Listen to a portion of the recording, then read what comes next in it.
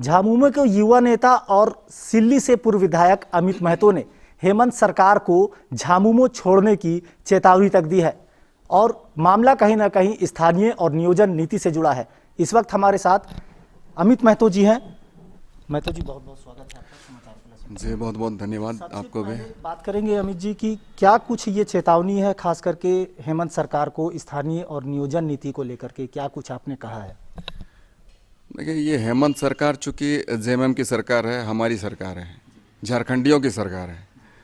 और ये झारखंड मुक्ति मोर्चा का संविधान जो है, उस संविधान में इस बात का जिक्र है, उल्लेख है कि 1932 के खतियानधारी, उसे हम स्थानीय मानते हैं, और तृतीय और चतुर्थ वर्ग की नौकरियों में 100% नौकरी सुनिश्चित कराई जाएगी। ये हमारे खतियान में लिखा हुआ है, झारखंड मुक्ति मोर्चा के खतियान में लिखा हुआ है।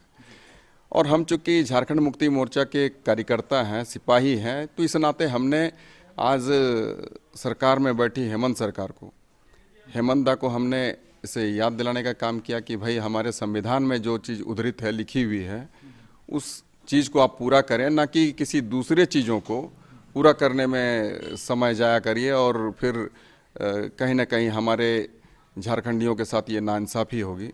जो आज जिस तरीके से आप तरह तरह की नीतियां ला रहे हैं, एक तो हम भाषा की बात कर लें, जिस तरीके से भोजपुरी, मैथिली, अंगिका भाषा को यहाँ की स्थानीय भाषा, यहाँ की क्षेत्रीय भाषा के रूप में शामिल कराया जा रहा है, तो इसका हम विरोध करते हैं, क्योंकि वो हमारी भाषा नहीं है, वो है बाहर की भाषा है।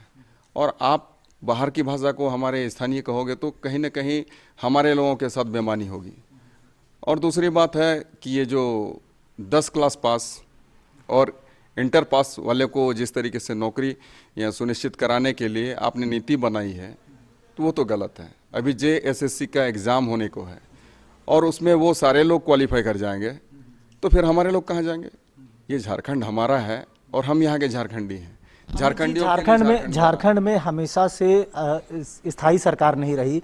हेमंत सरकार को भी यहाँ के लोगों ने कई उम्मीदों के साथ सत्ता पे बिठाया। इन्होंने भी वादा किया कि यहाँ के लोगों को रोजगार, यहाँ के लोगों की नियुक्तियाँ होंगी। वर्ष 2021 नियुक्ति का वर्ष रहा, बावजूद आप लोगों में नाइत्तेफाकी क्यों? जी बिल्कुल, उसी चीज़ को हम कह रहे थे कि ये झारखंड मुक्ति मोर्चा की सरकार ही बनी है झारखंडियों के लिए, यहाँ के आदिवासी मूलवासियों के लिए, यहाँ के खतियानधारियों के लिए। और आज आप लोगों की बात को नहीं सुनेंगे तो कहीं ना कहीं उसके साथ नाइंसाफ़ी होगी। हम चाहते हैं कि खतियानधारियों को ही यहाँ पर नौकरियाँ सुनिश्चित कराई जाए, और ये जो मैट्रिक और इंटर वाली नीति, ये नहीं चलेगी। दूसरी बात है कि ये भाषा का जो अतिक्रमण होगा, तो ये हम बर्दाश्त नहीं करेंगे। तो यही तो हमारी मांग है, जो कि झारखंड मुक्ति मोर्चा की मांग है, और इसी बात को मैं कह रहा हूँ। तो इसमें चूँकि तकलीफ हमने झेल रखी है, पहले भी हमने बड़े भाई हेमंत जी को बहुतों बार कहा है कि ये हमारी मांग है, हमारा मुख्य एजेंडा है, इस एजेंडे को आप सामने रखते हुए काम करें। परंतु ऐसा नहीं हुआ, तब कहीं जाके हमको पब्लिक डोमेन में इन बातों को रखना पड़ा, फेसबुक में रखना पड़ा, जिसके माध्यम से आप जान गए। यानी 1 महीने का लगभग ये अल्टीमेटम है। जी बिल्कुल, और ये गुरुजी का ही सपना था। गुरुजी ने सपना देखा था एक झारखंड का, झारखंड हमें मिला, हम झारखंडी कहला, इस बात का गर्व हमें है। लेकिन गुरुजी का और भी सपना थे कि समृद्ध झारखंड, खुशहाल झारखंड, हमारे यहाँ के बच्चों को कैसे अच्छी तालीम मिले, कैसे रोजगार के समुचित साधन मुहैया हो। तो ये सारी चीज़ों को गुरुजी ने देखा है, हमारे विनोद बाबू ने सपना देखा है, हमारे निर्मल बाबू ने सपना देखा। तो उसी सपने को साकार करने के लिए हम आज आगे बढ़ रहे हैं, उसी आंदोलन को आज हम आगे बढ़ाने की बात करते हैं, क्योंकि हमारा भी तमन्ना यही है कि समृद्ध झारखंड बने, खुशहाल झारखंड बने। देखिए, हमने झारखंड के लिए आंदोलन नहीं कर सका, परंतु हम चाहते हैं कि हमारे झारखंड वासियों के लिए जो उनका उचित हक है, उसका उचित सम्मान है, उनका जो उचित अधिकार है, इज्जत है, वो मिले।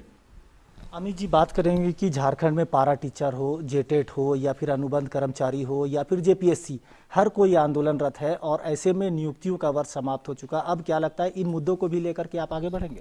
सर, ये विडंबना है हमारी कि आज हमारे माटी पुत्र और पुत्रियां यहाँ पर आंदोलित हैं, चाहे वो पारा कर्मी हो या मनरेगा कर्मी हो, आंगनबाड़ी सेविका हो, सहायिका हो, रसोईया हो, ये सारे लोग आंदोलित हैं।